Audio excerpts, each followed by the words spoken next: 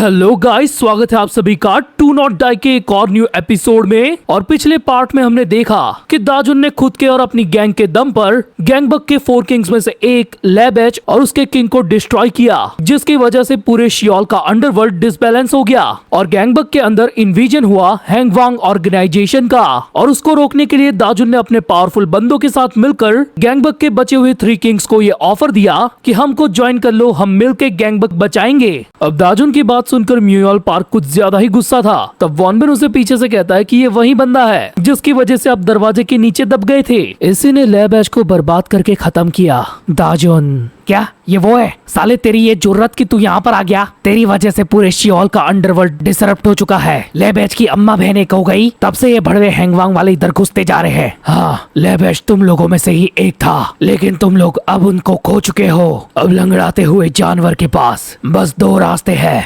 जिंदा रहकर जो मिल रहा है वो खाते रहो या फिर किसी और का शिकार बन के निपट जाओ। दाजुन उनकी तरफ एक मीट का टुकड़ा फेंकते हुए कहता है कि इसके अलावा तुम्हारे पास और कोई चॉइस नहीं है। अगर तुम्हें सरवाइव करना है तो तुम्हें हम लोगों से जो मिल रहा है वही लेना होगा। सो बेसिकली वो यहाँ पर एक अलायंस का प्रपोजल देने आया है। बट म्यूयल पार्क उसी मीट के टुकड़े को पैर से रौंदता हुआ कहता है, साले एक किंग को हरा क्या दिया, तू तो हवा में उड़ने लगा। इधर आ, तेरे को दिखाता हूँ कि मैं क्या चीज हूँ। लेकिन तभी वॉनबिन उसे बीच में रोक देता है, ये कहते हुए कि हमारे पास इन सब चीजों का टाइम नहीं है। हैंगवांग हमारी टेरिटरी में पहले ही घुसपैठ कर चुका है, तो हम फालतू में इस बंदे से क्यों लड़े। सच कहूँ तो हमारे पास उतने लोग भी नहीं है कि हम हैंगवांग से सीधा टक्कर ले सके। हमें जल्दी ही कुछ करना होगा, अगर हो सके तो बातचीत करके ही पूरी सिचुएशन को संभालना होगा। लेकिन इस मामले में म्यूयल पार्क स्टिल एग्री नहीं होता। उसका कहना था कि इतनी मेहनत से खड़ा किया गया बिजनेस हैंगवांग को क्या ऐसे ही हाथ में दे दे। तुम सबके सब सालों तुम्हारी अकल ठिकाने पर नहीं है। अब मैं यहाँ से जा रहा हूँ क्योंकि मैं किसी और की कठपुतली नहीं बनूंगा। मरते दम तक लड़ूंगा उनसे और उनको खत्म कर दूंगा। और हाँ सालो, अब मैं भी गैंगबक के 4 किंग्स को क्विट करता हूँ। अगले सीन में हम देखते हैं कि दाजुन, ग्योमबैक और हीसू तीनों रिवर साइड पे बैठे थे क्योंकि उनका प्रपोजल पूरे तरीके से एक्सेप्ट नहीं हुआ। ग्योम दाजुन से पूछता है कि बातों से तो काम नहीं बना यार, तो क्या तू वापस से वही सोच रहा है कि हम लोग मारपीट करके इसको सुलटाए। तो हीसू कहता है, क्या ऐसी बात है? अबे भाई लोग, तो पहले बोलना था ना यार, अपन लोग वहीं पे पेल देते उनको। इधर ग्योमबैक का दिमाग खराब हो रहा था क्योंकि अब गैंग में एक और बंदा ऐसा आ चुका है जो बिना सोचे कुछ भी बोलने लगता है। चिंता मत करो, मुझे पता है वो लोग हमारी बात मानेंगे, इससे पहले कि उनका आमना सामना मौत से हो। दाजुन के ये कहते ही सीन शिफ्ट होता है म्यूयल पार्क के बिजनेस पर, जहाँ कई सारे हैंगवांग के बंदे घुस चुके थे और उसके पूरे रेस्टोरेंट के अंदर तबाही मचा दी थी। अब बस म्यूयल की गैंग के बस गिनती के बंदे बचे थे और हैंगवांग के झंडू उनको भी निपटाने ही वाले थे। तभी अचानक पीछे से एंट्री होती है उनके किंग म्यूयल पार्क की, जो आते ही एक बंदे को गुस्सा मार के लिटा देता है। इधर आओ गटर गट्टू, तुम्हें दिखाऊं यहाँ का बॉस कौन है। उसे देख के हैंगवांग के 3-4 बंदे एक साथ उस पर टूट पड़ते हैं और ये साला सांड बन के उन सबके अटैक को रोक रहा था। एक तो साला धंधा पहले से ही मंदा है और ऊपर से तुम बड़वे लोग मक्खी की तरह भिन भिनाते हुए यहाँ गए। ये बोलते हुए वो एक पीटे हुए बंदे को गला पकड़ के उठाता है और बाकी बंदों पे फेंक के मारता है। सालों, मेरे रेस्टोरेंट की जी मार के रख दी। तुम्हें पता नहीं हाइजीन कितना इंपॉर्टेंट होता है। इससे पहले कि मैं तुम सभी को मीट ग्राइंडर में डाल के पीस दूं, निकल लो यहाँ से। तभी हम देखते हैं कि उस रेस्टोरेंट के बाहर एक कार आकर रुकती है और उसमें से एक बंदा उतरता हुआ पूछता है, आखिर क्यों तुम लोगों ने ये काम अभी तक नहीं निपटाया। ये आवाज सुनकर म्यूयल का भी ध्यान वहाँ पर जाता है और उसके साथ साथ हम भी देखते हैं कि वहाँ पर एंट्री हो चुकी थी हैंगवांग के एग्जीक्यूटिव डॉचेंग ग्वेक की। अच्छा, तो ही है वो रीजन जिसकी वजह से मेरा काम रुका पड़ा है। गैंगबक के 4 किंग्स में से एक म्यूयल पार्क, 24 घंटे है तेरे पास, ठीक है? देख, हमारे सामने तो कुछ भी नहीं, बस एक ऐसा कमीना है जिसे सरप्राइज अटैक करना आता है। बस थोड़ा और वक्त और हैंगवांग पूरे गैंगबक को टेक ओवर कर लेगा। तो अच्छा होगा कि तू सरेंडर कर ले। अगर तू फिर भी नहीं माना तो आगे तुझे ही तकलीफ होगी। ये सुन के गुस्से में म्यूयल सीधा उस पर अटैक कर देता है। आजा तेरे टेक ओवर को मेक ओवर करूं साले। लेकिन डॉचिंग उसके पंच को डॉच करके उसके उसी हाथ को पलक झपकते डिसलोकेट कर देता है। तो सच में काफी ज्यादा पैथेटिक है। है और इसी के कारण आज तेरा साम्राज्य खत्म होगा। तो एक लीडर बनने के लायक नहीं है। ये बोलता हुआ डॉचिंग उसके मुंह पर 5-6 इनविजिबल पंचेस करता है। अब हाँ, ये थोड़े सस्ते वाले इनविजिबल अटैक है, लेकिन है। अब ये पढ़ने के बाद म्यूयोल पार्क वैसे तो धराशायी हो चुका था और डॉचिंग अपने बंदों को साफ सफाई का ऑर्डर देकर जा ही रहा था कि तभी उसे पीछे से आवाज आती है, रुक जा साले, तू नहीं जा सकता यहाँ से। तूने मेरे काम की जगह गंदी की है साले, सफाई कर। ये सुन के डॉचिंग क्वेक अपने ग्लव्स उतारते हुए कहता है, तेरे हिम्मत की मैं दाद देता हूँ म्यूयोल, आजा। और भाई सच में उसके हाथों पर कट्स देखो कितने सारे हैं। फिर हमें कुछ देर के बाद का सीन दिखाया जाता है जब डॉचिंग अगेन बोलता है, तूने जो चीज ठानी थी वो कमाल की थी, लेकिन एक लीडर के तौर पर इतना काफी नहीं है। यानी कि हाँ, डॉचिंग वेक ने इजीली म्यूयोल पार्क को अगेन हरा दिया। और वहाँ से जाते हुए वो कहता है उसे वो जगह चाहिए, यानी कि उसके और पूरे हैंगवांग के बॉस यूशियांग को। तो अब से गैंगबक हुआ हैंगवांग का। उसके ये बोलते ही सीन अगेन शिफ्ट होता है और हम देखते हैं पहाड़ों के बीच कुछ हैंगवांग के बंदों को जो वहाँ बड़ा सा गड्ढा खोद के उसमें म्यूयोल को डाल के उस पे मिट्टी पा रहे थे। वेल, म्यूयोल मरा नहीं था, बस काफी गंदी ठुकी पिटी हालत में था और उसे याद आ रहे थे वो पुराने पल कि कैसे उसने ये पूरा ऑर्गेनाइजेशन बनाया था और तब वो कितना खुश था। लेकिन अब उसका अंत करीब है। तभी वो हैंगवांग के बंदे उसे देखकर बातें करने लगते हैं कि साला सही से मिट्टी पा, वो सांड अभी भी अंदर हिल रहा है। तभी आउट ऑफ नोवेयर एक बंदा उनके पीछे आता है और कहता है कि तुम लोग ये क्या कर रहे हो। एंड धम, सीधा एक मुक्के के अंदर वो हैंगवांग का बंदा उस गड्ढे में म्यूयोल के ऊपर जाके गिरता है। वेल, ये बंदा और कोई नहीं बल्कि थे हमारे दाजुन भाई, जो म्यूयोल को कहते हैं कि मैंने कहा था ना तेरे को दूसरे जानवर नोच खाएंगे। अब फैसला तेरे हाथों में है, क्या तू सच में ऐसे मौत के घाट उतरना चाहता है या फिर मेरा सड़ा हुआ साथ और गैंगबक में हम सब का विकास करना है। वेल, थोड़ी देर बाद हम देखते हैं कि दाजुन म्यूयोल को उस गड्ढे से बाहर निकाल चुका है, यानी कि उसने दाजुन की बात मान ली। और तभी दाजुन के साथ हीशु कैंग भी होता है। वो म्यूयोल से पूछता है कि तेरी मरने वाली हालत हो गई, उसके बाद तेरी अकल ठिकाने पर आई साले। ये सुन के म्यूयोल पार्क कुछ ज्यादा ही जोर से चिल्लाता है, साले फालतू के वहम मत पाल, तुझे लगता है तू काफी ज्यादा खास और स्पेशल है क्योंकि तूने मेरी जान बचाई। अबे तेरे रेस्टोरेंट की ऐसी की तैसी तुझे वापस से डालू क्या गड्ढे में। मैं एक बात क्लियर कर देता हूँ दाजुन, अपुन तेरे लिए काम नहीं करेगा।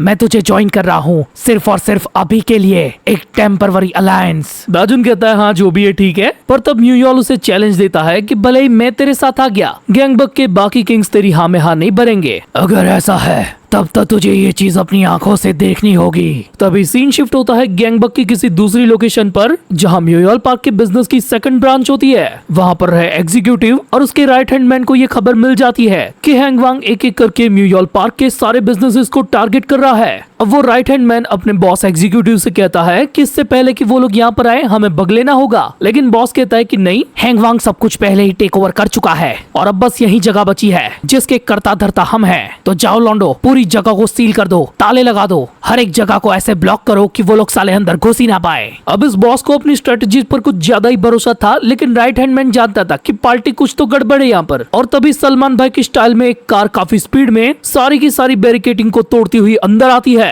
वेल, ये काली गाड़ी थी काली तशरीफ वाले डॉचिंग क्वेक की, और वो आते ही कहता है एज एक्सपेक्टेड, ये बस बाहर से ही मजबूत था, अंदर से कतई खोखला। अब डॉचिंग को अकेला देखकर बॉस को ऐसा लगता है कि हम लोग ज्यादा है तो हम लोग इसको इजीली हरा देंगे। ये सोचकर उसके बंदे डॉचिंग पर अटैक भी करते हैं, लेकिन उल्टा डॉचिंग ही उन 5 बंदों पर ऐसे अटैक करता है कि उनको पता ही नहीं चलता। कहा था ना सस्ते इनविजिबल अटैक। इवन ये एक्स्ट्रा ऑर्डिनरी परफॉर्मेंस देखने के बाद बॉस की खुद की फट चुकी थी, वो शॉक के मारे जमीन पे बैठ गया था। मुझे विश्वास नहीं हो रहा ये कोई ऑर्गेनाइजेशन है या फिर रेत का महल जो साला इतनी जल्दी गिर गया, लानत है यार। अगले सीन में हम देखते हैं कि डॉचिंग म्यूयोल के सारे बंदों को उनके बॉस के साथ घुटनों पे बिठाता है एंड उनको पता है कि वो लोग जिंदा नहीं बचने वाले। वो उनको कहता भी है कि तुम लोगों की गलती बस इतनी है कि तुम लोग वीक ऑर्गेनाइजेशन का पार्ट हो। वो एग्जीक्यूटिव बॉस उसको कहता है कि हाँ गलती मेरी है, मैंने ये सोच लिया था कि तुमसे हम पंगा ले लेंगे, तो प्लीज हमारी जान को बख्श दो। यह सुन के डॉचिंग अपनी जेब से एक चाकू निकालता है और उसके सामने फेंकता है। चल ज्यादा बन मत, अपना हाथ काट दे और मैं तेरे बंदों को बाइज्जत छोड़ दूंगा।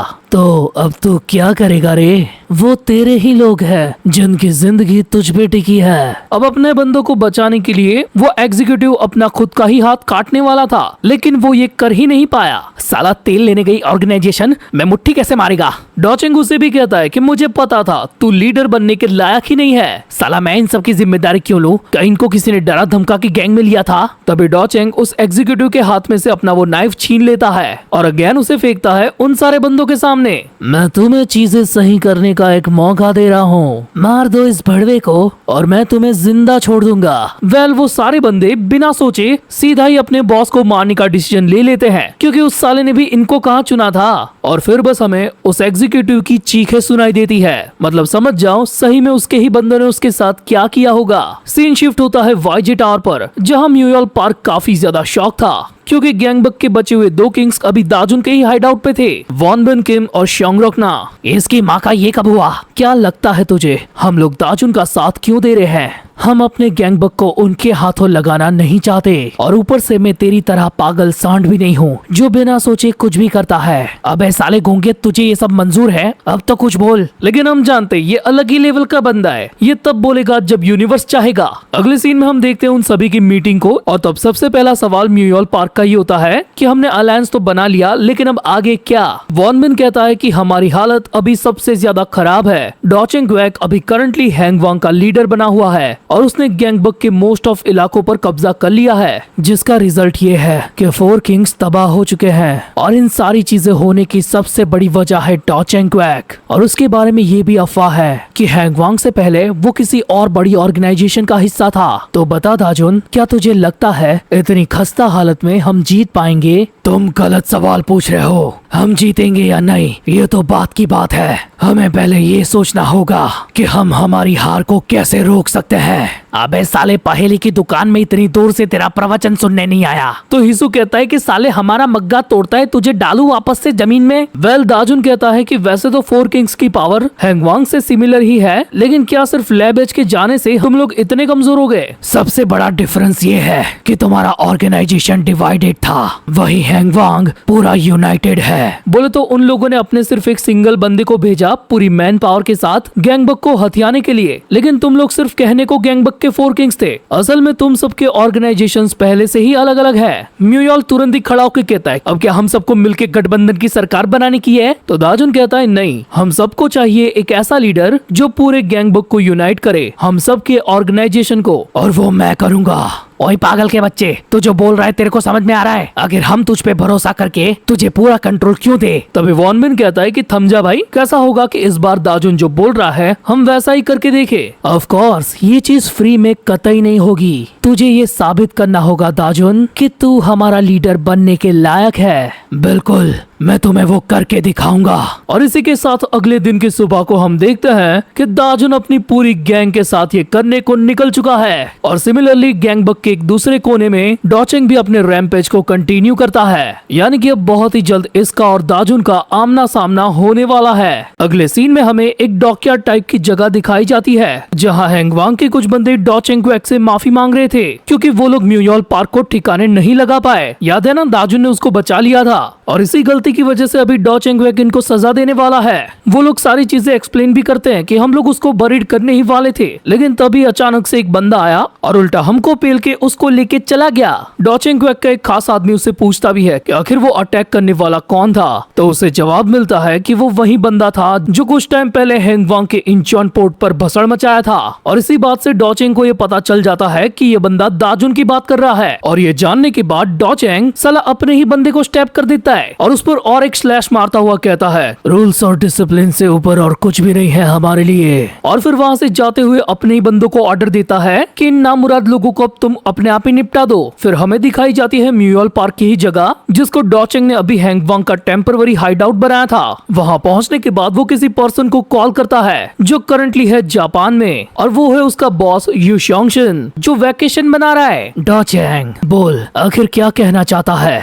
हमारा गैंगबक का काम कैसा चल रहा है? तो डॉचिंग उसे सारे अपडेट देता है कि सब कुछ एकदम मस्त चल रहा है, एकदम चकाचक। मुझे खुशी है कि मैंने तुझ पे भरोसा किया, तेरी वफादारी देखकर दिल को सुकून मिलता है। लेकिन सर, मैं आपसे एक चीज रिपोर्ट करना चाहता हूँ। वो हांगिल जो के फार्म का लौंडा दाजुन अभी गैंगबक में है। मुझे ऐसा लग रहा है कि उसने यहाँ के बर्बाद फोर किंग्स के साथ कोalition बनाया है। फिर आगे डॉचिंग पूछता है, तो क्या मैं अपना पूरा ध्यान दाजुन के ऊपर दूं या फिर गैंगबक की गद्दी पर ही अपनी नजरें टिकाए रखूं? युशोंग मछलियों को दाना खिलाते हुए बोलता है, लगता है जिंगोर बड़ा हो गया, लेकिन आखिर कितना ये तो पता लगाना ही होगा। तू पूरे गैंगबक और दाजुन दोनों को संभाल, मैं अभी के लिए सब कुछ तुझे सौंपता हूँ। You will have control of Seoul. वैसे यहाँ का बिजनेस काफी मक्खन चल रहा है और मैंने जापान में नए दोस्त भी बना लिए हैं। और उसके ये बोलते ही हम देखते हैं उसके उन नए दोस्तों को जो कुछ कुछ याकुजा टाइप की वाइब दे रहे हैं। वेल, ये सारी कन्वर्जेशन होने के बाद डॉचेंग कॉल को कट करता है, लेकिन तभी सडनली उसके फोन पर किसी और का कॉल आता है और उसे पिक करते ही आवाज आती है, क्या तू वही भड़वा है जो गैंगबक में आकर कुछ ज्यादा ही फुदक रहा है? उसके पूछने पर दाजुन सामने से कहता है कि मैं वही हूँ जिसकी तुझे तलाश है। मैं तुझे मौका दे रहा हूँ मुझे धर दबोचने का।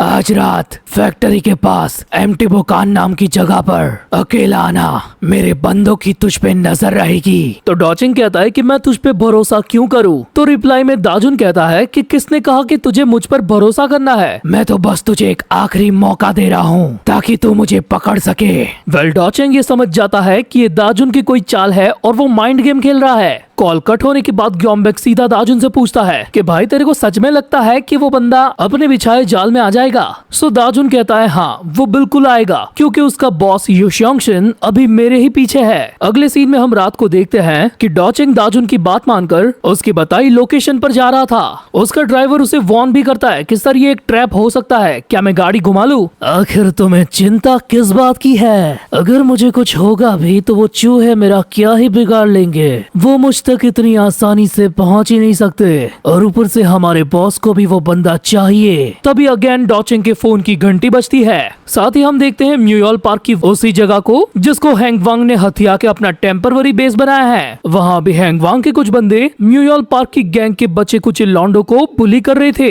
वो भी खोलते हुए तेल की बौछार करके। और फिर वो आपस में बात करने लगे कि ये सब कितना आसान था, हम कितनी जल्दी गैंगबक पर टेक ओवर कर रहे हैं क्योंकि हमारा लीडर डॉचिंग क्वैक काफी कमाल का है। तभी उन दोनों की साइड में एक बंदा उड़ता हुआ आके गिरता है और आवाज आती है कि डॉचिंग क्वैक कितना महान है, लेकिन अभी वो यहाँ पर नहीं है। वेल ये आवाज थी ग्योम्बेक की जो अपनी गैंग के बाकी सारे बंदों के साथ इस बेस पर धावा बोल चुका है और तुरंत ही वो लोग हैंगवांग के बंदों पर अटैक करना शुरू कर देते हैं। ग्योम्बेक की बस एक ही लात के साथ हैंगवांग का वो बंदा उड़ता हुआ सीधा उसी तेल की कढ़ाई पर जाकर गिरता है और फिर ग्योम्बेक स्टाइल में बोलता है, निकलो सालो, अब से गैंगबक हमारा है। वेल, हम देखते हैं इस इंसिडेंट के थोड़ी देर पहले का सीन जब दाजुन और ग्योम्बेक के बीच में इसी प्लानिंग के बारे में बात चल रही थी। दाजुन का सिंपल प्लान ये था कि वो डॉचिंग क्वैक को झांसा देकर अपने टेम्पररी बेस से बाहर निकालेगा और वहीं उससे भिड़ते हुए डिस्ट्रैक्ट करेगा। हमारे दुश्मन की ऑर्गेनाइजेशन बस उसके लीडर पर टिकी है, एक बार वो अपनी जगह से हट गया तो उनकी पावर अपने आप ही कम हो जाएगी और उसके बाद दाजुन की खुद की गैंगबक के उन सारी लोकेशंस पर एक एक करके अटैक करेगी। ये सारी चीज ग्योम्बेक को बताकर दाजुन फुल स्टाइल में धूम मचाले वाली बाइक पे हेमलेट पहनकर जाने के लिए निकलता है और प्रेजेंट में हम देखते हैं कि डॉचिंग को अपनी कार के अंदर उसी का कॉल आया है। तूने कहा था तुझे मेरी बातों पे भरोसा नहीं है दाजुन, मुझे फर्क नहीं पड़ता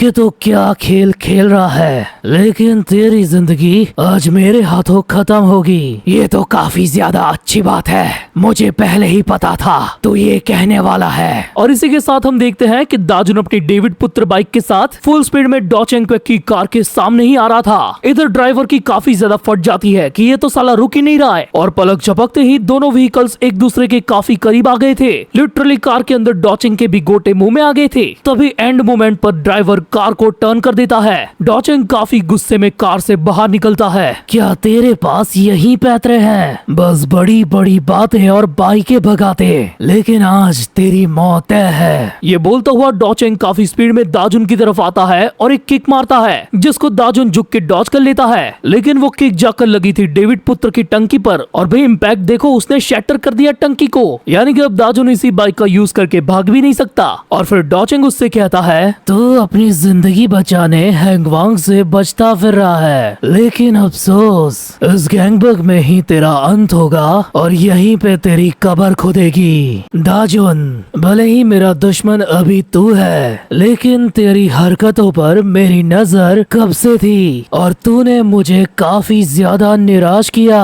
अरे बड़वे, इंचियन पोर्ट से तू दुम दबा के भागा था, तूने अपने लोगों को भी कायर बना डाला।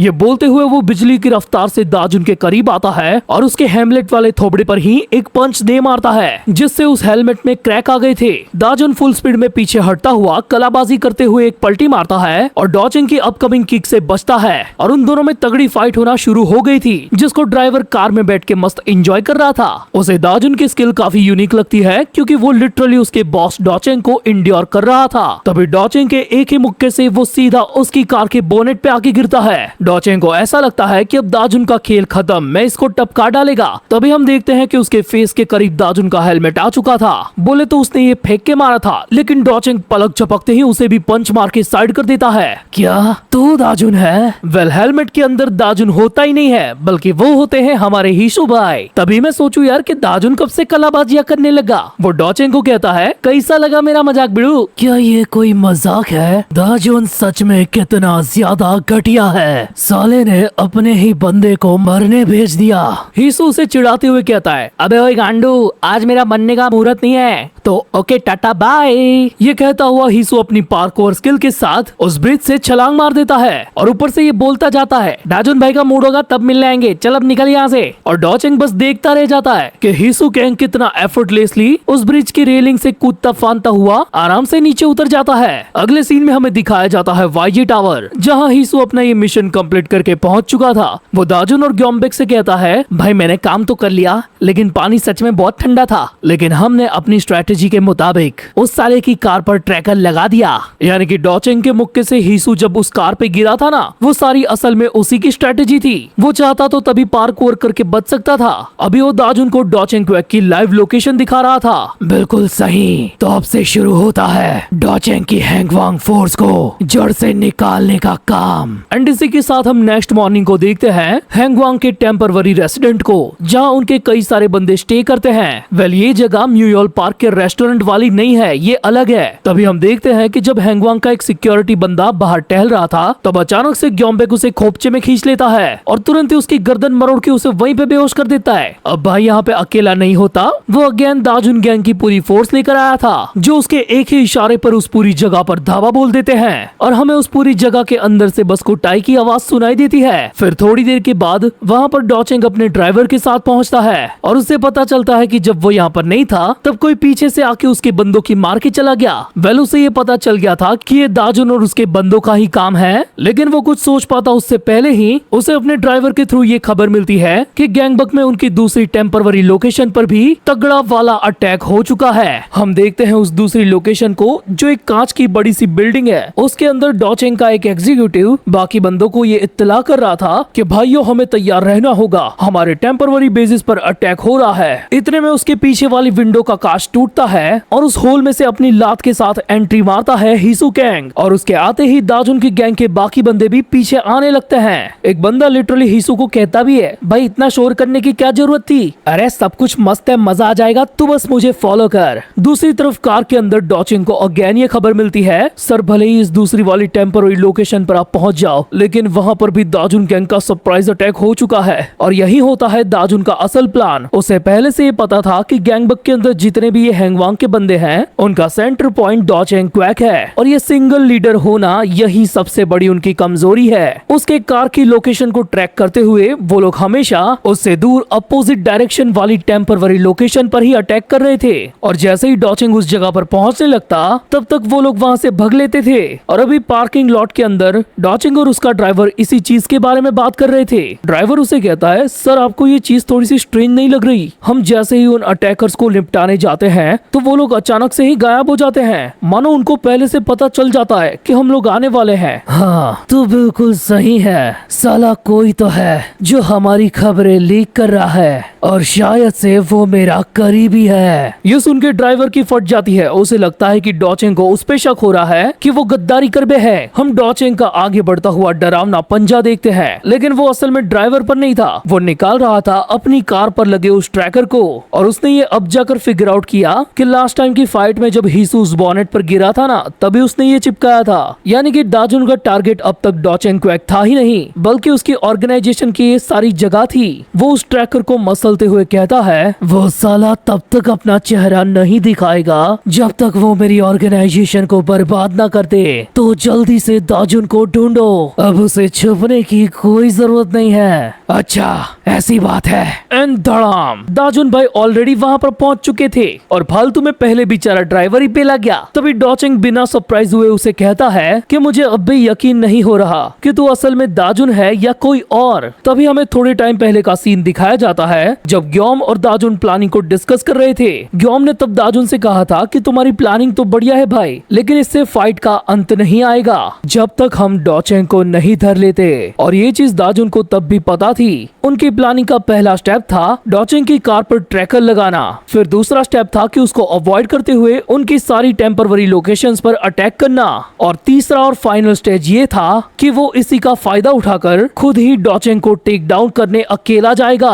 एंड दैट्स द रीजन कि दाजुन अभी यहाँ पर मौजूद है। डॉचेंग उसे गुस्से में कहता है, तू चाहे जो भी कर ले, पर तेरी हालत भी तेरे हांगिल जोत जैसी होगी। सेम टाइम पर उसकी गैंग के हाइड आउट पर उसके ही क्रू का एक बंदा ग्योम्बे को ये कहता है कि दाजुन मुसीबत में होगा, वो मर भी सकता है। वो डॉचेंग नाम का बंदा किसी को मारने से पीछे नहीं हटता, वो काफी ज्यादा रूथलेस है। क्या दाजुन भाई अकेले उसको हरा पाएंगे? तो ग्योम्बे को उसे कहता है, चिंता मत कर लौंडे, जिस दाजुन को मैं जानता हूँ वो इतनी जल्दी हार मानने वालों में से नहीं है। तभी सीन शिफ्ट होने के साथ हमें बैकग्राउंड में अगेन ग्योम्बे की ही आवाज आती है जो दाजुन से कहता है, संभल के रहना भाई, जिस अपोनेंट के सामने तुम अभी होंगे वो तुम्हारा अब तक का सबसे ताकतवर विरोधी है। और इसी के साथ दाजुन और डॉचेंग के बीच में फाइट शुरू हो जाती है और डॉचेंग काफी सरप्राइज था ये देखकर कि दाजुन ने उसके पावरफुल ब्लो को काफी इजीली ब्लॉक कर दिया है। एंड इतना ही नहीं, दाजुन उसका वही हाथ पकड़ के उसको स्लैम मार के दूर फेंकता है, बट सडनली वो भी काफी सरप्राइज था बिकॉज डॉचेंग उसके स्लैम को आराम से सर्वाइव कर गया था। तो दाजुन जंप करके उस पर एक और अटैक करने आता है, लेकिन डॉचेंग उसे भी रोक लेता है। फिर दाजुन एक किक करता है तो डॉचेंग उसे भी ब्लॉक कर देता है। वो दोनों एक दूसरे पर अटैक्स भी कर रहे थे और साथ ही सारे अटैक्स को ब्लॉक भी कर रहे थे। डॉचेंग उसे कहता है कि तू कितना भी ट्राई कर ले दाजुन, लेकिन अपनी इस फाइटिंग स्किल के साथ तू हैंगवांग के सामने कभी नहीं टिक पाएगा, तू बस एक छोटा चूजा है और कुछ भी नहीं। ये बोलकर वो काफी तेजी से दाजुन की तरफ आ रहा था और दाजुन भी उस पर पंच मारने को तैयार था, बट आउट ऑफ नोवेयर उल्टा दाजुन को काफी स्पीड में एक पंच पड़ता है। हाँ, ये वही है सरप्राइज वाला इनविजिबल अटैक जिसको परफेक्टली खाने के बाद दाजुन को याद आती है हीसू की बात। जब हीसू भाई ने वो ब्रिज वाला मिशन पूरा किया था, उसके बाद उसने दाजुन से कहा था कि मैं उस बंदे से लड़ चुका हूँ भाई, उसकी ताकत बाकी बंदों से अलग है। बोले तो हीसू ने उससे कोई लंबी फाइट नहीं की थी, बस उसके अटैक को ब्लॉक किया था, तब भी उसके हाथ पर इंजरी थी। करंटली डॉचेंग की स्पीड इतनी ज्यादा थी कि दाजुन भाई को ये पता ही नहीं चल रहा था कि पंच कहां से कब और कैसे आ रहे हैं, लेकिन फिर भी वो अपनी फुल स्पीड के साथ डॉचेंग पर अटैक करने जाता है। तो हम देखते हैं कि डॉचेंग अपने अटैक के साथ साथ डिफेंस की स्पीड भी कंट्रोल कर सकता है। इवन वो दाजुन के 5 खतरनाक मुक्कों से बचने के बाद उल्टा उसके पेट में ही एक खतरनाक पंच दे मारता है, और ये वाला सच में दाजुन को काफी गंदा लगा था। तू मुझ पर एक सिंगल अटैक भी नहीं कर पाया क्योंकि मैं तेरे सारे अटैक्स को देख सकता हूँ दाजुन। सडनली दाजुन डॉचेंग के पीछे आ गया था, तब डॉचेंग उसे कहता है, तेरा शरीर काफी धीमा है। ये बोलते ही दाजुन के फेस पर पड़ता है एक रिवर्स पंच, जिससे दाजुन तुरंत ही उससे दूर हट जाता है और ये पूछता है कि आखिर साले तू ये क्या बक रहा है? तेरे अंदर इतनी कमियां है कि तू लीडर बन ही नहीं सकता। मैंने सुना है तू घर से भागकर यहाँ तक पहुँचा है, आखिर वो सब होने से पहले तू कैसा था? तुझे ये जानने की काफी ज्यादा जल्दी है तो ये ले। ऐसा बोलते हुए दाजुन उसके पैर पर पैर रख के उसको एक ही जगह पर जमा देता है और फिर अपना सिग्नेचर पंच मारता है, लेकिन वो पंच डॉचेंग पर परफेक्टली लैंड होता उससे पहले ही वो हट जाता है और वो मुक्का जाकर लगता है कार पर। दाजुन बेचारे का हाथ कार का शीशा तोड़ता हुआ अंदर फंस फंस जाता है, जिसका फायदा उठाकर डॉचेंग दाजुन की चेस्ट में अपना इनविजिबल अटैक पंच मार देता है। भाई सच में इम्पैक्ट देखो तुम। और फिर वो दाजुन का गला पकड़ के उसको दीवार में लगा देता है। मुझे सब कुछ पहले से पता है कि तू पहले क्या था, एक ऐसा फालतू बच्चा जिसको हर कोई आते जाते बुली करके बजा जाता था। साले अपने बदले की हवस पूरी करने के लिए तूने गैंग बनाई, लेकिन असल में तू बस बॉस बनना चाहता था। मैंने अपनी जिंदगी में तुझ जैसे अनगिनत लोग देखे हैं, लेकिन यहाँ मैं डॉचेंग से कहना चाहूंगा कि अबे भड़वे, तूने अपने बॉस को नहीं देखा क्या, युशियोंग को? वो भी तो एग्जैक्टली यही चीज कर रहा है। लेकिन अभी उल्टा डॉचेंग ही दाजुन से ये कहता है, हांगिल जो, वो भी तेरे जैसा ही एक कचरा था। तू उसी के रास्ते पर चल रहा है दाजुन, तो तू भी उसी की तरह खत्म होगा। ये बात सुनते ही दाजुन को पास्ट की याद आती है, जब उसका पंगा कुछ बंदों के साथ हुआ था और उन लोगों ने उसे पीटा था। और ये फाइट इसीलिए हुई थी क्योंकि दाजुन अपने रनवे फैमिली के लिए केक ले जा रहा था, जो इन लोगों ने बर्बाद कर दिया। और फिर वो दाजुन को भी मार मार के अपने तरीके से बर्बाद करने ही वाले थे कि तभी वहाँ पर हांगिल भाई आकर उस बंदे को पीछे ढकेल देते हैं। वह हांगिल नेबरहुड में काफी पॉपुलर तो था, लेकिन सिर्फ नाम से, उसके फेस से कोई उसे जानता तक नहीं था। और इसी वजह से उसे एक ऑर्डिनरी बंदा समझ के वो बुली सीधा उस पर अटैक कर देता है। और तब हांगिल ने उस पर यूज किया था अपना थंडर पंच, जिसको उस बुली ने ब्लॉक कर लिया था, लेकिन तब भी उसकी हालत काफी खराब हो चुकी थी। वो एक ही अटैक के अंदर माफी मांगने पर उतर आया था। तो हांगिल उन सबको गुस्से में बोला था, तुमने मेरे छोटे भाई के साथ पंगे लिए और उसके बाद तुम सही सलामत यहाँ से जाना चाहते हो, आज ही घंटा। ये बोलकर वो जैसे ही उस बंदे पर अगेन पंच मारने जाता है तो वो बंदा फिर से ब्लॉक करता है। तो हांगिल बीच में ही अपने पंच की डायरेक्शन को 69 डिग्री चेंज करके उसके मुंह पे दे मारते हैं। और भाई सही में क्या स्पीड होती है इस अटैक की। दाजुन भी ये देखकर काफी ज्यादा शॉक था कि आखिर हांगिल कैसे अपने पंच की ट्रेजेक्टरी बीच में ही चेंज कर लेता है। और बस थोड़ी ही देर में हांगिल ने उन सब की लंका लगा दी थी। फिर वो दाजुन से उसकी हालत पूछता है तो दाजुन रोते हुए उससे माफी मांगता है, क्योंकि हर बार उसे मुसीबत से बचाने हांगिल को ही आना पड़ता है। वो खुद फाइट ही नहीं कर पाता। वो खुद को ही कोसने लगता है कि आज तुम्हारा बर्थडे था हांगिल भाई, और मैं संभाल के आपके लिए एक केक तक नहीं ला पाया। मैं तुम्हारे किसी काम का नहीं हूँ, आखिर मैं इस फार्म में क्यों ही हूँ। अबे तू केक की वजह से लेट हुआ साले। ये बोलता हुआ हांगिल सड़क पे पड़ी केक खाने लगता है। भाई ये होता है ट्रू ब्रदरहुड। दाजुन उसे रोकने की भी कोशिश करता है, भाई जमीन पे पड़ा था, पैर रख दिया होगा किसी ने यार। लेकिन फिर भी हांगिल केक पेलते हुए बोलता है, हम एक फैमिली है दाजुन, इसीलिए नहीं ताकि तू हमारे लिए कोई काम करे, बल्कि हम परिवार इसीलिए है ताकि हम हमेशा एक दूसरे की मदद करते हैं। अरे अब खुश हो जा साले, मेरे को तेरा केक बहुत पसंद आया। भाई हांगिल वो सारा केक खा गया। सही में सच में ये बंदा लेजेंड था यार। प्रेजेंट में दाजुन डॉचेंग से कहता है, तुझे हांगिल की असलियत जरा भी नहीं पता। ये बोलता हुआ वो उस पर एक अटैक भी करता है, जिससे डॉचेंग पीछे होके बच जाता है और उसे कहता है कि क्या नहीं पता, हांगिल सच में वैसा ही तो था जैसा मैंने बताया। तुझे रत्ती भर भी चीज नहीं मालूम कि आखिर वो मेरे लिए क्या था। ऐसा बोलते हुए दाजुन जंप करता हुआ उस पर एक अटैक करने जाता है एंड अगेन डॉचिंग उसके सारे पंचेस को इजीली डॉच कर देता है। और फिर जब वो दाजुन पर झपटने जाता है तब उसे अपनी तरफ आते हुए दिखता है एक मुक्का। वो बिल्कुल पहले की तरह अपनी रिएक्शन स्पीड से साइड होकर दाजुन के थोबड़े पर एक और मुक्का जड़ने वाला था, पर तभी हम देखते हैं कि दाजुन ने भी अपने पंच की डायरेक्शन को 69 डिग्री चेंज करके उसके मुंह पर एक सक्सेसफुल ब्लो दे मारा था। और ये पूरा अटैक उसने हांगिल से ही कॉपी किया था, जिसकी मार डॉचिंग को काफी गंदी लगी थी। वो अपने घुटनों पर आ गया था। वो कोई फेलियर नहीं था, मैं तुझे ये दिखा कर रहूंगा हांगिल जो मेरे लिए कितना खास था। और इस मोमेंट पर हमें दाजुन के पीछे दिखाई पड़ता है हांगिल जो। वेल अभी हमें दिखाया जाता है कुछ महीने पहले का सीन, जब इंचियन पोर्ट पर गैंग वॉर हुई थी। तब उस पूरी फाइट के दौरान एक हैंगवांग का बंदा डेओप पर रॉड से सरप्राइज अटैक करने वाला था, लेकिन तभी दाजुन ने उस बंदे पर स्ट्रेट बुलेट पंच मार के उसे दूर उड़ा दिया था। तब डेओप ने उसे थैंक्स भी कहा था और साथ ही ये सवाल किया था कि ये तो हांगिल का मुंह है, आखिर तुमने इसे कैसे सीखा। तब दाजुन ने कहा था कि मैं तुम लोगों से जब से दूर हुआ तब से इन्हीं चीजों के जरिए मैं सबको याद करता रहता हूँ। बोले तो दाजुन इन सारी चीजों की प्रैक्टिस डेली करता है एंड अभी इसी के दम पर उसने डॉचेंग को अपने घुटनों पर ला दिया था। डॉचेंग खुद भी इसी सोच में पड़ गया था कि आखिर ये कैसा अटैक था जिसको मैं अवॉइड तक नहीं कर पाया। आखिर इससे पहले उसने मुझ पर ऐसा कोई अटैक किया ही नहीं था। लेकिन इतने में हम देखते हैं कि दाजुन दूसरा अटैक ऑलरेडी उस पर थ्रो कर चुका था, जो अगेन उसके जबड़े पर सक्सेसफुली लगता है। और इस मोमेंट पर डॉचेंग ये एडमिट एडमिट कर चुका था कि दाजुन बाकी सबसे डिफरेंट है। मजा आया लाले, ज्यादा हवा में मत उड़, तूने बस मुझ पे 2 अटैक्स मारे हैं। ये बोलता हुआ डॉचिंग दाजुन के ऊपर 4-5 अलग अलग पंचेस मारने की कोशिश करता है, लेकिन दाजुन पीछे हटता हुआ आराम से उससे बच जाता है। वेल, इस पूरे चीज की ट्रेनिंग दाजुन ने पास्ट में हांगिल के साथ की हुई थी और तब उसने हांगिल के उन मूवमेंट्स को देखा था जिसको वो अभी करंटली कॉपी कर रहा है। जब हांगिल हैंगवांग की वजह से मरा था तब से ही दाजुन को ये बात पता थी कि उसे पूरे हैंगवांग को खत्म करने के लिए काफी ज्यादा ताकतवर बनना होगा।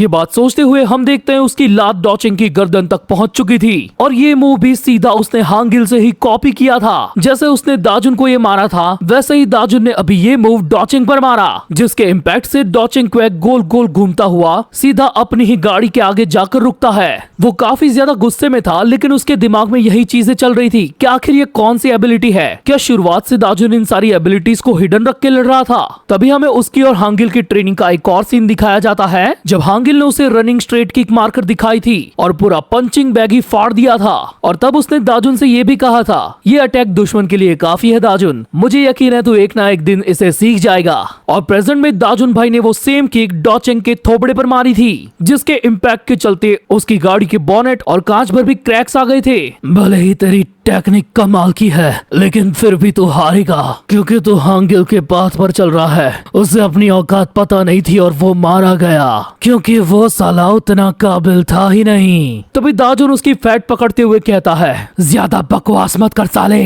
वरना तेरे मुंह के टुकड़े टुकड़े कर दूंगा। एंड धम, उसके एक ही पंच के साथ डॉचिंग को अपना पास्ट याद आ जाता है। वो बैकग्राउंड में कहता है, मेरे पिता एक ऑर्गेनाइजेशन के बॉस थे, एक ऐसे लीडर जो सबका ख्याल रखते थे। इवन जब वो उन्हें कहता था कि ये टाइम आपको फैमिली के साथ स्पेंड करना चाहिए, तब भी वो उसकी बात को इग्नोर करके ये कहते थे कि वो ऑर्गेनाइजेशन के लोग भी मेरा परिवार है। बेटा, मैं उन्हें भी निराश नहीं कर सकता। जब तुम मेरे जितने बड़े हो जाओगे तब शायद तुम ये समझ पाओ। और छोटे डॉचिंग को अपने फादर की ये चीज पसंद थी क्योंकि वो दोनों फैमिलीज का ख्याल रखते थे। वो उनको एडमायर भी करता था और उनके ही फुटस्टेप पर चलना चाहता था, लेकिन तब भी उस साले बुड्ढे की एबिलिटीज इनसफिशिएंट थी। जो पैसा उसने बिजनेस बढ़ाने के लिए कर्जा लिया था ना, वो उसी को संभाल नहीं पाया, जिसकी वजह से उसका परिवार ही बेकाबू हो गया। तब उसका फादर छोटे डॉचिंग से माफी मांग रहा था। तब वो अपने बाप से पूछा था कि अब हम आगे क्या करेंगे फादर? तो ये माधर बोला, मैंने उन सब के पैसे डुबा दिए,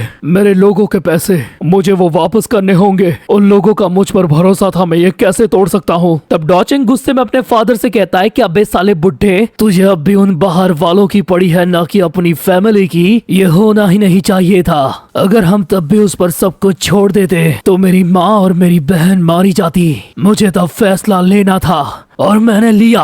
अगले सीन में हम देखते हैं छोटे डॉचिंग के मुंह पर खून के छींटे को, जो शायद इसी वजह से आए हैं क्योंकि उसी ने अपने फादर को स्टैब किया था। सीन वापस से प्रेजेंट में आता है जब दाजुन एक और मुक्का उसके मुंह पर मारने ही वाला था, लेकिन अगले ही पल वो काफी ज्यादा शॉक था बिकॉज अब डॉचिंग की पावर भी बढ़ चुकी थी और वो दाजुन के उन मुक्कों को इंड्योर कर रहा था। वो उसे कहता है कि हांगिल इसीलिए मरा क्योंकि वो लीडर बनने के लायक नहीं था और इसी वजह से उसका पूरा फार्म भी बर्बाद हो गया। जब लीडर ही निकम्मा हो तो तबाही होना तय है। एंड अगले ही पल दाजुन के फेस पर पड़ती है एक सस्ती इनविजिबल किक जो डॉचिंग ने नीचे बैठे बैठे ही मारी थी। फिर वो तुरंत ही खड़ा होकर दाजुन की पूरी बॉडी पे मल्टीपल पंचेस की बारिश कर देता है। वो अपनी एक ही बारी के अंदर 4 से 6 पंच का कॉम्बो मार रहा था, जिससे दाजुन की हालत खराब हो गई थी। भाई के पैर भी अपनी जगह पर लड़खड़ाने लगे थे। वो समझ गया था कि उसकी बॉडी ने हद से ज्यादा डैमेज ले लिया है। वो तुरंत ही डॉचिंग से थोड़ा दूर हट जाता है और तब भी डॉचिंग फुल स्पीड में उसकी तरफ आता हुआ उसके फेस के लेफ्ट साइड पर पंच मार के आगे निकल जाता है। इस तगड़े अटैक की वजह से दाजुन का पूरा हेड वाइब्रेट करने लगा था और वो अगेन पहुंच गया था अपने पास्ट में जब उसके साथ हांगिल था और उसने पार्क के अंदर कई सारे बंदों को मार मार के लिटा दिया था। तब दाजुन ने हांगिल से फिर एक बार यही कहा था कि मैं तुम्हारी तरह ताकतवर बनना चाहता हूँ भाई, बट हांगिल उसकी इस बात पर काफी ज्यादा हंस रहा था और उसका मजाक उड़ा रहा था। अबे तू मेरी तरह बनेगा, तेरी औकात है, मैं एक जीनियस जीनियस हूँ फाइटिंग का, अगर मेरी तरह बनना है तो तुझे वापस से पैदा होना पड़ेगा लाले। ये सुन के दाजुन काफी ज्यादा उदास हो गया था, लेकिन हांगिल का इरादा उसे ठेस पहुंचाना नहीं था, वो बस मजाक कर रहा था। तब हांगिल ने दाजुन को यही टिप दी थी कि अगर तू मेहनत करेगा तो मुझसे भी बेहतर बन पाएगा। सबसे जरूरी बात ये है दाजुन, तो कितना ताकतवर है या नहीं ये फर्क नहीं पड़ता, जरूरी ये है कि उस ताकत के साथ तू कैसे जीता है और उसका इस्तेमाल तू किसके लिए करता है। और तभी प्रेजेंट में हम देखते हैं कि दाजुन सीरियस मोड में जाकर डॉचिंग का पंच खाते हुए उसके ही पेट में एक लात दे मारता है और फिर उसे कहता है, क्या तूने अपनी जिंदगी कभी खतरे में डाली है? हांगिल ने यह तय किया था कि वो कैसे जीना चाहता है, उसने खुद को सैक्रिफाइस करके परिवार को बचाया। अभी दोनों फाइटर के पंचेस एक दूसरे के मुंह पे लग चुके थे। हांगिल निकम्मा नहीं था, उसका जीता जागता सबूत मैं हूँ। और तब डॉचिंग को दाजुन के ऊपर एक अलग सी वाइब और लाइट नजर आती है एंड वो समझ जाता है कि अगर ये बंदा जिंदा रहा तो आगे चल के हैंगवांग को काफी तकलीफ देगा। सो इसी वजह से डॉचिंग अब दाजुन को यही निपटाने के बारे में सोच रहा था अपने लीडर युशोंग के खातिर। और फिर वो अपनी डबल स्पीड के साथ दाजुन पर एक अटैक करने आता है और सक्सेसफुली उसकी नाक पर एक पंच मारता है। बट तब भी दाजुन अपनी जगह से हिला नहीं था, उसे याद आ रहे थे हांगिल जो के फार्म वाले वो सारे पुराने पल। एंड फिर वो अपना मुक्का कसते हुए याद करता है हांगिल जो को और दाजुन के पंच करते ही हमें उसके पीछे दिखाई देती है हांगिल जो की स्पिरिट और वो अपने मन में कहता है कि मैं वो सब कुछ करूंगा जो हांगिल करना चाहता था। दाजुन का ये पंच इतना ज्यादा खतरनाक था जिससे उस पूरे पार्किंग लॉट के अंदर सन्नाटा छा गया था। एंड इसी के साथ फाइनली हमारे दाजुन भाई डॉचिंग को धराशायी कर चुके थे, तब भी वो जमीन पे पड़ा पड़ा कराता हुआ यही बोलता है कि मैं हार नहीं मानूंगा। एंड सडनली वो दाजुन पर सोते सोते ही किक करता है, फिर अपनी जगह पर खड़े होते हुए बोलता है, युशोंगशिन मैं उसे निराश नहीं कर सकता। तभी हमें उसके पास्ट के कुछ विजुअल्स दिखाए जाते हैं जब उसके फादर ने बिजनेस करने के लिए कर्जा लिया था और फिर वो कंगाल हो गया था। और तब सबसे बड़ा खतरा था डॉचिंग की फैमिली पर, क्योंकि उसके फादर के ही गैंग के बंदे उनके घर में घुसकर उनको मारने आए थे। ये चीज सडन होने की वजह से उसका फादर अपना आपा खो चुका था। उसे पता था कि जब तक ये लोग सारी चीजें वसूल नहीं कर लेते तब तक इसे मरने भी नहीं देंगे। तो साले ने ये आइडिया निकाला कि बेटा एक काम करते हैं, हम लोग आज ग्रुप में ही टपक जाते हैं। इधर बार वालों से ज्यादा डॉचिंग की अपने बाप से फट गई थी कि साला मेरा खुद का बाप कितना बड़ा दोगला निकला। एंड फिर भाई ने गुस्से में वही किया जिसके बारे में मैं आपको पहले ही बता चुका हूँ। उसके फादर की गैंग के लोग जैसे ही उसके घर में आते हैं तो देखते हैं कि डॉचिंग ने अपने पापा को ही पेल दिया। अबे साले फर्क नहीं पड़ता तूने क्या किया, लेकिन जो पैसा तेरे बाप ने लिया था ना वो अब तू चुकाएगा। सो ये इंसिडेंट होने के बाद डॉचिंग ने वो सारे इलीगल काम करना शुरू कर दिया जो वो ऑर्गेनाइजेशन उससे करवाता था। इसके बदले में हर बारी वो कर्जे का एक अमाउंट चुकाता था और वो गैंग वाले उसकी माँ बहन एक नहीं करते थे। लेकिन इतना सब करने के बाद जब उसने वहाँ से निकलने की कोशिश की तो वहाँ के नए लीडर ने उसे निकलने ही नहीं दिया, क्योंकि अब तक उसका कर्जा खत्म नहीं हुआ था। और फिर गुस्से में वो बंदा उसकी माँ और उसकी बहन को मारने ही वाला था कि तभी वहाँ पर उसके ऑर्गेनाइजेशन का एक पिटा हुआ बंदा आके गिरा और वहाँ एंट्री हुई हैंगवांग ऑर्गेनाइजेशन की। इनफैक्ट वहाँ पर युशोंगशिन भी मौजूद था और भाई ने बस 5 मिनट के अंदर पूरी की पूरी जगह को टेक ओवर कर लिया और फिर डॉचिंग की सिचुएशन देखकर उसे मौका दिया। यहाँ के बॉस ने तेरे परिवार को कब्जे में लिया था ना, तेरे अंदर जो गुस्से की आग है वो इस पे निकाल दे। अगर तुझे जिंदगी में मौका चाहिए तो मेरा हाथ थाम ले। सो हाँ, इसी मोमेंट से डॉचिंग ने हैंगवांग की ज्वाइनिंग सेरेमनी पूरी की और युशोंग का एक एग्जीक्यूटिव बन गया, बिकॉज तब उसे युशोंग के अंदर अपना भगवान दिखा था। प्रेजेंट में दाजुन उसे कहता है कि क्या तू युशोंग की वजह से खड़ा हो रहा है? तब तो तुझे रोकने के लिए मुझे तुझे मारना भी पड़ा, तो मैं पीछे नहीं हटूंगा। मैं पहले ही अंदर से मर चुका हूँ दाजुन, पर उसके एहसान की वजह से मैं अभी भी जिंदा हूँ। अगर मेरे बॉस को जरूरत भी पड़ी तो मैं अपनी जान भी दे दूंगा। ये बोलते हुए वो दाजुन पर अगेन अटैक करने आता है, लेकिन दाजुन इजीली डक करके बच जाता है और फिर उल्टा उसके ही मुंह पर एक तनाती लात दे मारता है। डॉचिंग उड़ता हुआ अपनी ही कार पर जाके गिरता है। मुझे तेरी कहानी सुनने में जरा भी इंटरेस्ट नहीं है, बस तू देखता जा तेरे हैंगवांग को मैं कैसे खत्म करता हूँ, जिसके लिए तूने अपनी जिंदगी लगा दी वो युशोंग भी मेरे हाथों खत्म होगा।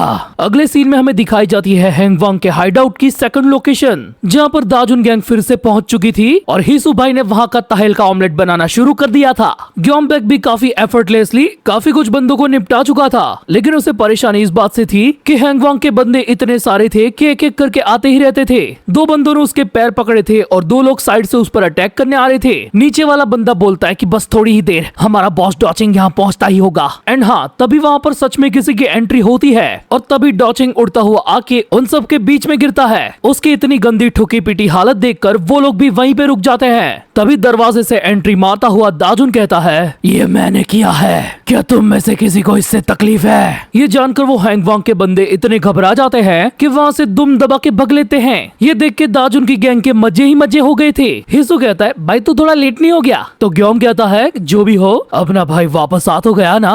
आखिर तुम्हें गैंगबक का इकलौता लीडर बनाना कारगर साबित हुआ। अगले दिन की सुबह सीन शिफ्ट होता है उसी मार्केट पे जहाँ हर बार 4 किंग्स की मीटिंग होती थी। वहाँ अभी वो तीनों किंग्स मौजूद थे और बातें कर रहे थे कि आखिर दाजुन ने ऐसा फालतू डिसीजन क्यों लिया कि वो अपनी गैंग के साथ सारी चीजें सुलटा लेगा और हम लोग इधर छुप के बैठेंगे। तभी म्यूयल पार्क दीवार में मुक्का मारते हुए कहता है, उस साले के सक्सीड होने के 1% से भी कम चांस है। तो वॉन बिन पूछता है कि तूने उसे 1% भी क्यों दिया? यानी कि दाजुन ने जो कहा है वो मुमकिन है। वो इस बारे में शोंगरोकना से भी पूछता है और अपना यूनिवर्सल स्पीकर किंग बोलता है 1%। तभी उन तीनों किंग्स के मोबाइल पर एक मैसेज आया था जिसे देखकर म्यूयल कुछ ज्यादा ही चौंक गया था, बिकॉज उसमें हिसू भाई की सेल्फी थी ठुके पीठे डॉचिंग क्वैक के साथ। अच्छा, तो वो मजाक नहीं कर रहा था। यह नजारा देखकर म्यूयल अपना ही फोन पटक देता है। अबे यार क्या हो गया? वो लोग जीते उसमें हमारा ही फायदा है। हाँ पता है, अब साला हम लोग को उसे फॉलो करना पड़ेगा। सीन शिफ्ट होता है हैंगवांग की गैंगबक वाली ऑफिस पर जहाँ के बंदों को ये खबर मिल चुकी थी कि उनके बॉस डीके के लग गए हैं, लेकिन इनकी गांड में कुछ ज्यादा ही दम था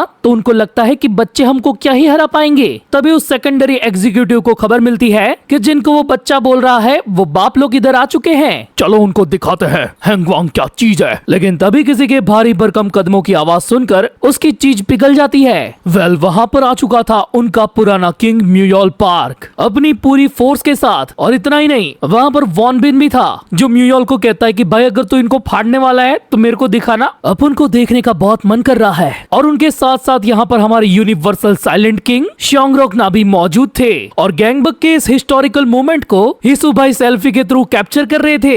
अबे यार हिसू, तू किस तरीके का बंदा है? हम वेकेशन पे नहीं आए हैं। इन सभी का गैंगबक असेंबल देखकर उस सेकेंडरी एग्जीक्यूटिव की फट गई थी कि आज तक ये लोग कभी ऐसे साथ में नहीं आए थे, तो आज अचानक से क्यों? तभी वो सारे के सारे बंदे साइड होकर बीच में एक रास्ता बनाते हैं और वहाँ से चलता हुआ आता है उन सब का नया किंग दाजुन भाई। हमें जरा सा भी वक्त बर्बाद नहीं करना है, चलो तबाही शुरू करते हैं। सो इसी के साथ दाजुन ने पूरे गैंगबक को टेक ओवर करने की शुरुआत कर ली है और वो बन चुका है गैंगबक अलायंस का बॉस। अगले सीन में हम देखते हैं म्यूयल पार्क के उसी बिजनेस वाले रेस्टोरेंट को जहां भाई ने पूरे गैंगबक अलायंस को पार्टी दी है। वो खाना खजाना देखकर युनडोंग काफी शॉक था, बिकॉज उसे लगता था कि चाइनीज खाने के अंदर सिर्फ नूडल्स ही होते हैं। म्यूयल खुश होकर सबसे कहता है, हमने साथ में नई शुरुआत की है तो सेलिब्रेशन तो बनता है ना। हिसू भाई सभी को इग्नोर करके धड़ाधड़ मल्टीपल आइटम पेलना शुरू कर चुके थे। साइड से ग्योम बोलता है, साले कितने दिनों का भूखा है तू? वॉन मिन भी उसकी भुक्खड़गिरी देख के चौंक गया था